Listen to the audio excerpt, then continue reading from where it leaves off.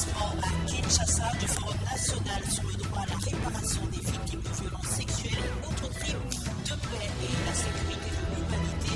Le chef de l'État promet un avenir où de telles atrocités ne se reproduiront plus. Il a également mis en avant la volonté ferme d'avancer pour cette cause.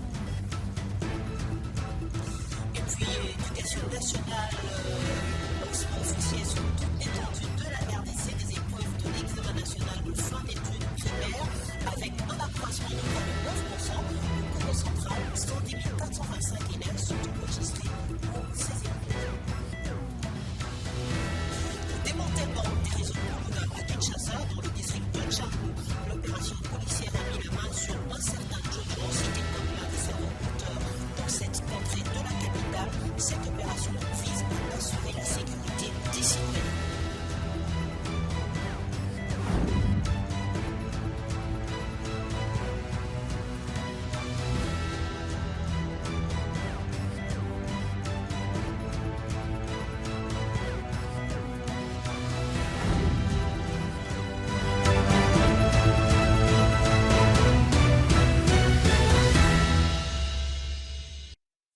En République démocratique du Congo reste dominé par l'accord de paix RDC-Rwanda. Le président de la République, Félix-Antoine Tshisekedi, a reçu lundi dernier l'original du dit accord signé aux États-Unis à Kinshasa.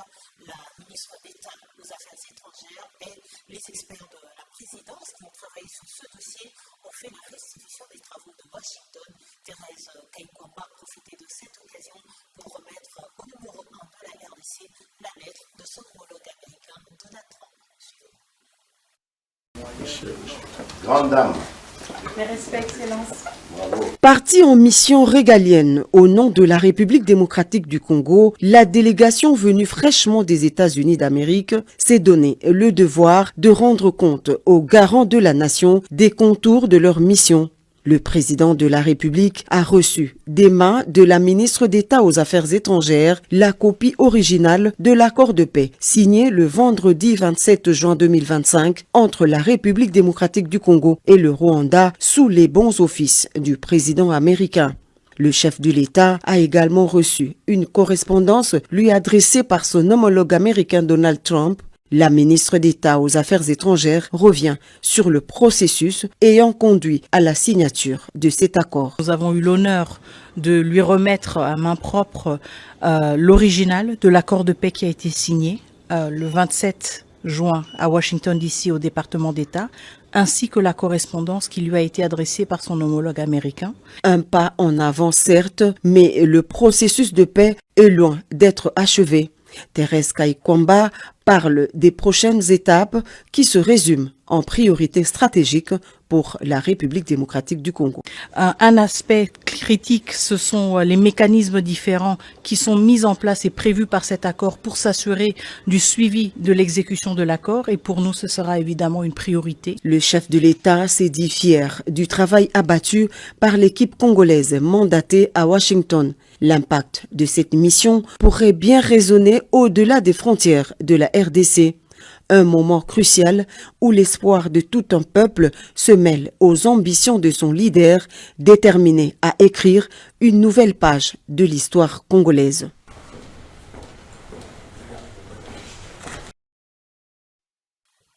On est toujours avec l'accord de paix signé récemment aux USA entre Kinshasa et Kigali. Le ministre du Commerce extérieur, depuis le Japon, explique à la presse les contours de cet engagement conclu sous l'égide des Nations Unies. En tant qu'expert en management des résolutions des conflits et ancien gouverneur de la province du Nord Kivu, Julien Paluku salue la diplomatie agissante prônée par le chef de l'État Félix-Antoine Tshisekedi qui refuse de faire couler le sang des Congolais. À travers cet accord, Julien Paluku invite la communauté internationale à en tirer les conséquences. Je rappelle que les États-Unis ont piloté en 1978, je pense, les accords de Camp David pour mettre fin à la guerre entre l'Israël et l'Égypte. C'est peut-être une signature qui ne vaut pas son pesant d'or, mais je les renvoie à relire l'histoire. Les accords du Camp David eh ben, ils vont comprendre que les États-Unis, c'est une puissance.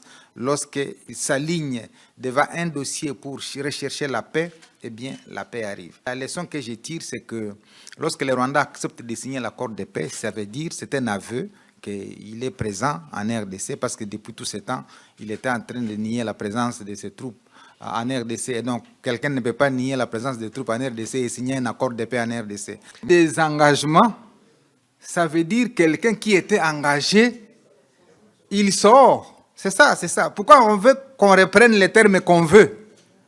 Ce sont des termes consacrés au niveau des relations internationales, des engagements des troupes. Vous avez suivi les accords de Lusaka, vous avez suivi tous ces accords-là. C'est des termes consacrés.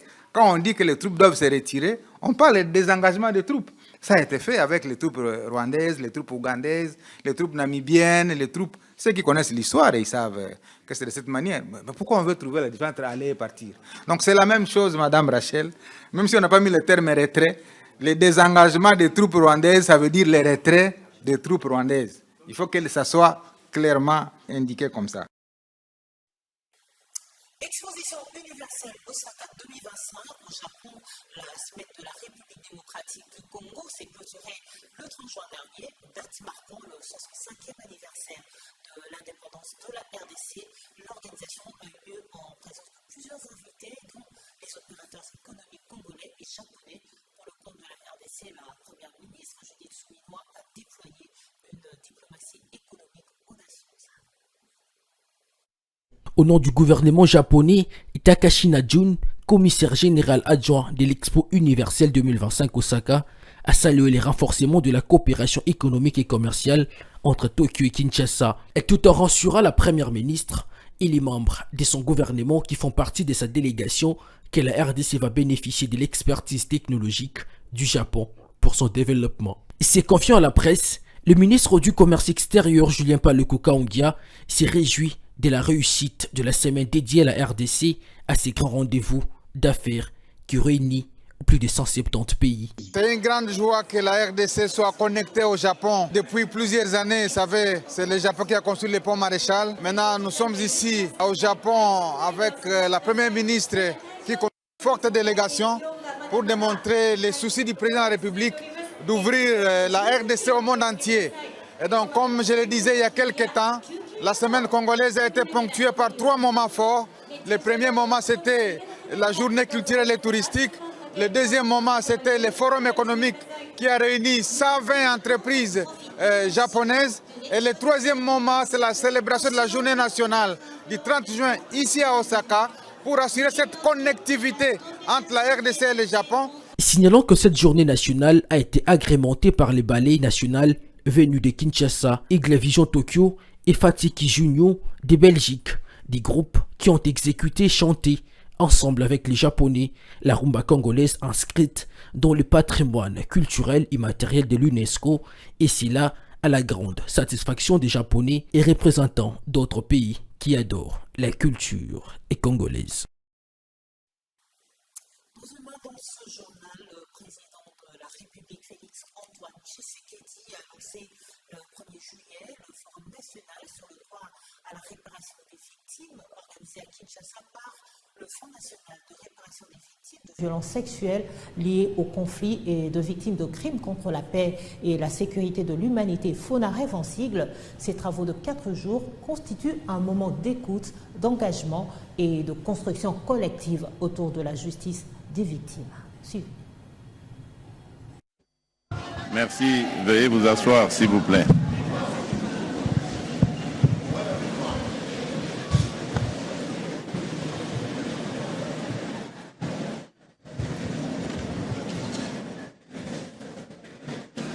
Honorable Président du Sénat, Monsieur le Président de la Cour constitutionnelle et Président du Conseil supérieur de la magistrature, distinguée Première Dame, Madame la représentante spéciale du Secrétaire général des Nations Unies chargée de la question des violences sexuelles commises en période de conflit, Mesdames et Messieurs les membres du gouvernement, Monsieur le Président de la Commission africaine des droits de l'homme et des peuples, honorables députés et sénateurs, Mesdames et Messieurs les membres du corps diplomatique, Monsieur le Président du comité de pilotage de la CIA VAR, Monsieur le coordonnateur exécutif de la CIA VAR, Mesdames et Messieurs les victimes, distingués participants, Mesdames et Messieurs, j'engage fermement le gouvernement de la République à assurer la mise en œuvre effective de la stratégie validée par ce forum à travers des mesures budgétaires réalistes, ciblées et l'alignement des politiques publiques, à plaider sur la scène régionale et internationale pour que les responsabilités soient assumées et que la solidarité s'exprime dans des actes concrets, à garantir la cohérence de l'action publique grâce à un pilotage renforcé, une coordination efficace entre les ministères compétents, le FONAREV, la CIA-VAR et l'ensemble de nos partenaires. Nous n'avons pas le droit de trahir l'espérance des victimes. Nous leur devons la vérité. Nous leur devons justice. Nous leur devons réparation. Et surtout,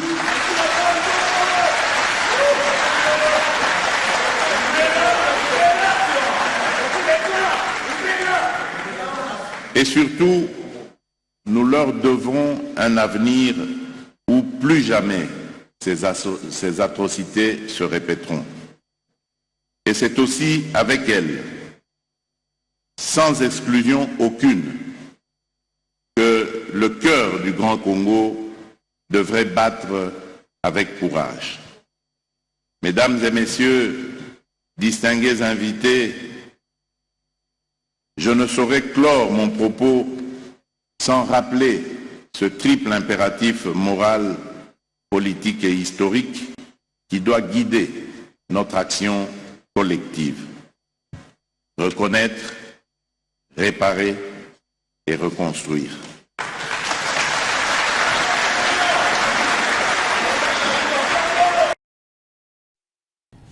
Sécurité à prison, violation de l'espace aérien congolais. Les forces armées de la RDC confirment avoir détecté le 30 juin dernier dans la province du Sud Kivu un aéronef non identifié. À travers un communiqué officiel rendu public le même jour, elles assurent avoir pris des mesures appropriées pour garantir la sécurité de l'espace aérien national. République démocratique du Congo, forces armées, État-major général, les porte-paroles, communiqué de presse numéro 18 du 30 juin 2025. Les forces armées de la République démocratique du Congo portent à la connaissance de l'opinion nationale et internationale de l'interception ce lundi 30 juin 2025 par nos radars militaires d'un aéronef non identifié ayant violé notre espace aérien et pénétré illégalement le territoire congolais sans autorisation préalable de survol. L'appareil s'est dirigé vers une zone de conflit active. Après les vérifications d'usage, il a été constaté que cet aéronef ne portait aucune immatriculation permettant son identification, ce qui constitue une violation flagrante des normes internationales de l'aviation civile. Les autorités compétentes ont été saisies et les forces armées de la République démocratique du Congo ont pris des mesures appropriées pour garantir la sécurité de notre espace aérien et préserver l'intégrité de notre territoire. Fait à Kinshasa, le 30 juin 2025, Ekenge Bomoussa et Fomi Sylvain, général-major. Accession de la République démocratique du Congo à la souveraineté nationale et internationale, le patron de l'africaine d'explosifs, Afridex, son sigle, le lieutenant-général Sikabwe Assindajak, a saisi cette opportunité pour organiser une marche de santé avec toute son équipe. À l'issue de cette marche, au nom du patriotisme, il a appelé les Congolais à soutenir les FARDC engagés au front. Démarrée à l'église Sainte-Thérèse, la marche a emprunté le boulevard Mobutu, longé les installations de la GECAMINE et de la SNEL RC, traversé la commune de Chitoro et la route de Lubumbashi avant de se clôturer au terrain golf où un verre de l'amitié a été partagé. Avant le coup d'envoi, le directeur général d'Afridex a rappelé l'objet de la manifestation, insistant sur l'importance d'affirmer la solidarité nationale en ces moments difficiles, tandis qu'une prière de bénédiction a été dite par les participants. Est-ce qu'il y a des Congolais ici? Parce que nous sommes là en tant que Congolais. Les Congolais debout. Et je vois tous debout. Les Congolais doivent toujours être debout. Nous sommes réunis. C'est à l'occasion de l'anniversaire de notre indépendance qui nous octroie cette souveraineté tant sur le plan national qu'international. Alors pour nous, c'est notre façon de montrer à la nation, de montrer à la face du monde que nous sommes Congolais, nous sommes fiers d'être Congolais et nous chérissons notre indépendance. Voilà pourquoi Afridex a pris cette initiative d'inviter d'autres agences pour que nous puissions ensemble célébrer. Nous n'avons pas grand chose à faire, mais nous pouvons le faire par cette marche que nous allons faire ce matin. Tout au long du parcours, le directeur logistique d'Afridex, Alain Boussi, a encouragé les marcheurs et exprimé sa satisfaction quant à la qualité et au moral élevé des participants. Cadres, agents d'Afridex, partenaires institutionnels ont pris part à cette initiative citoyenne. L'Afridex, entreprise publique sous tutelle du ministère de la Défense nationale et anciens combattants, multiplie les actions de soutien moral et matériel au FARDC dans le cadre de ses responsabilités patriotiques. Tout à fait autre chose, nous n'accepterons pas que Félix Tshisekedi soit atteint par tous les complots fomentés contre lui par les ennemis de la République, car il a le sang congolais. Propos tenus samedi dernier par le président du parti politique, l'Action pour la démocratie et le développement du Congo et porte-parole de l'Amouka, Prince Epenge Wemakoko, lors de la restitution à la base après audience leur accordée par le chef de l'État. Pour l'opposant proche de Martin Fayoulou, il est temps qu'on dialogue, qu'on enterre la hache de la guerre pour sauver le pays, car Félix Tshisekedi n'est pas un ennemi à abattre, mais Paul Kagame, oui. On l'écoute au micro de votre rédaction. Qu'on se pose des vraies questions, qu'on se réconcilie, qu'il y ait l'unité. Parce que même la Bible dit, un royaume divisé à son sein ne saurait pas résister face aux attaques de l'ennemi. Il y a liberté. Maintenant, si Kagame nous attaque, si Kagame a occupé notre pays, c'est parce que notre pays est divisé. C'est comme ça qu'on a décidé d'aller voir Félix Tshisekedi. On l'a vu, on lui a dit, vous êtes notre frère. Nous n'accepterons pas qu'on tue Félix Tshisekedi. Parce qu'on nous a dit que non, il y a un complot, on veut le tuer, on veut l'assassiner. On n'acceptera jamais ça. La liberté. On n'acceptera pas qu'on l'assassine. La liberté. Ali Makila, la liberté. Parlons éducation, la République démocratique du Congo a procédé mardi 1er juillet au lancement de la session ordinaire de l'examen national de fin d'études primaires ENAFEP 2025. Cette édition enregistre une hausse de près de 9% du nombre d'élèves par rapport à l'année précédente. Au Congo central particulièrement, le go a été donné au complexe scolaire Tétémois sous l'égide du ministre provincial de l'Éducation Thomas Kiakokwa. 110 425 finalistes du primaire sont inscrits sur l'ensemble de la province du Congo central pour la passation de l'examen national de fin d'études primaires ENAFEP en acronyme, dont 54 374 filles réparties dans 3 provinces éducationnelles, Congo central A, 2 et 3. Le ministre provincial à l'éducation, nouvelle citoyenneté, a procédé au coup d'envoi de ces épreuves au complexe scolaire Tétémba, au quartier Ville-Haute, dans la commune de Matadi. C'était en présence de l'inspecteur général à l'éducation nationale et nouvelle citoyenneté, ainsi que les autorités de l'EPST Congo central.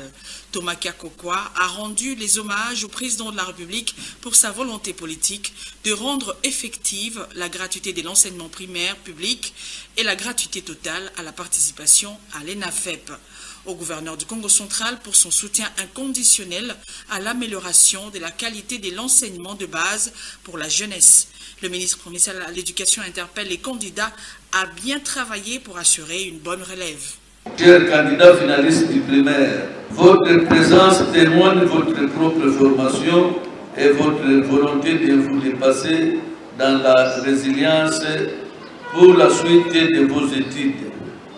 Vous êtes à juste titre l'avenir de notre cher et vos pays, la République démocratique du Congo. Puis intervient l'ouverture de la malle contenant les items sous les yeux des élèves témoins pour la transparence. La ronde de quelques écoles sont effectuées pour se rendre compte de l'effectivité de la passation de ces épreuves, notamment au complexe scolaire Titimboa, à l'Institut Londé et le lycée Vovoketo. Lutte contre l'insécurité et le banditisme urbain dans le district de Tchangou, l'opération policière avec le soutien de la population a conduit à l'arrestation de plusieurs individus dont le renommé Jojo, reconnu par certains témoins comme criminel, communément appelé Kuluna dans le jargon quinois. Arrêté plus d'une fois mais relâché souvent, il est accusé d'agression et d'autres actes de violence. Machete oyo nazwi pa na ba. Yango na yo wanga ni moto nazwi machete aboko ne nani? Papa. Tango masase beti moto oyo machete na maboko nani? Viango nani? Yo kanano. Ngana pozo question. Na pozo question machete ya binote. Te machete ya nani? Ya nani? Na ipe mkuu mbete tia azwa ngope moni mtuke. Azoke pa nani? Na ipe mtosi bete. Ma moni asinga machete kana ye. Nana simbi machete. Nana simbi machete. Viana mkola Ibrahim. Auto sukola. Na bima auto kuska machele. Na kache na imba moko. Okay. Okay. Omoni oyo tango na ola na basa mukonzo leka boye. Na ola na bato na mukonzo bato ba kimio bakati mutu pota na ba masé. Ye ake ko bata manase ya mai. Kokuta na zo kuta directement zo kata na kata mai akoti na mai tina ke ko joie. Ndela eko na ndela ke ko se retrouver staff. Mais yo moko ngana ko se la. Na kuto wa. Oh. Na kuto yote. Okay. Mais comment? Oyo matiti mutakangi. Matiti ela inga mbeli na bango eza kuna na kati ya nini ya biro. Matiti ne mutakangiawa et puis mususu yeyo oyo matiti akangaki ye. O bakolo machete. Oyo na groupe ba ko kata mutu na minute oyo na côté ya hôpital tala ye. Là se retrouver na kati ya mai na teni ya bakota OK bango oyo. Groupe yango bakimi na masa bango musu bakimi pe masina. Les restes musu bakimi masina. Ah yoka, les restes bakimi na bomate yo machete za bomate yo kotenga machete lo bani mindu keza mindu kite muna mindu kite yo tuna mindu kilanga la loba na mindu kite mais pas le babiete te mettre la zaka mindu kite ah babe capitaine Michel ba plenia ba niko bima plenia yeyo plenia liboso na no yeyo papa nga saka droit na ko sote kat na ngo na iso ko na kanga na ko Plenia na liboso yeyo aza awa ya ibaki onini papa azinga telefona ka mo 19 na sa prochaine na $50 na kati pour na otaki nde cours on comprend kasi de tidela nga yango na sa droit la fiti mettre na bele la da bele masala doji boza ni chatombo na na edio na ko zo bo kimi le ba vérité problème est ça ti na boza yo na doji ah ti ka ba vantu ça. Autre chose dans le chapitre des infrastructures, direction le Kasaï central, où le gouverneur Joseph Moïse Kamboulou a effectué une visite d'inspection sur la route Kananga-Kalamba-Mbouji, accompagné de la mission de contrôle et de l'équipe de la CGT sur place. Il a évalué l'état d'avancement des travaux. L'énumérant du Kasaï central a, dans sa tournée, visité la carrière où se trouvent les concasseurs, ainsi que la base vie, et a enfin inspecté l'état actuel de la route Kananga-Kalamba-Mbouji. On a pris des recommandations à faire aujourd'hui. On s'était déjà accordé. Pendant que le chef de l'État était ici au mois de décembre de l'année passée, on s'était accordé sur des échéances. Et je crois qu'ils sont dans la logique de respecter les échéances. Ils nous ont dit tout à l'heure que pendant la saison sèche, ils peuvent arriver à atteindre 30-35 km tout de bon. Il y a aussi beaucoup d'aléas, ce sont les travaux de génie civil, mais ce qui est bon maintenant, c'est qu'ils sont déterminés à respecter les échéances. La preuve, c'est qu'ils travaillent déjà très bien sur la route. La population de cette contrée de la province du Kasaï central salue les avancées significatives de la réhabilitation de la route Kananga-Kalambambouji.